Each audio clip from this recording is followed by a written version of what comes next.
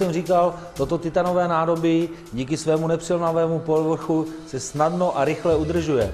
Buď vezmeme papírový ubrousek, setřeme to jedním tahem, nebo strčíme hrnec pod tekoucí vodu. Následně ubrouskem setřeme. Já vám teďka ukážu názorný příklad, co se rádo připaluje, mléko. Tak, prosím, dívejte se.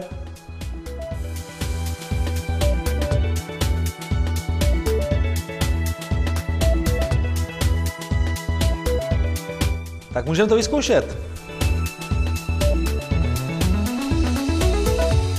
Krásně, to jde dolů. Podívejte se sami.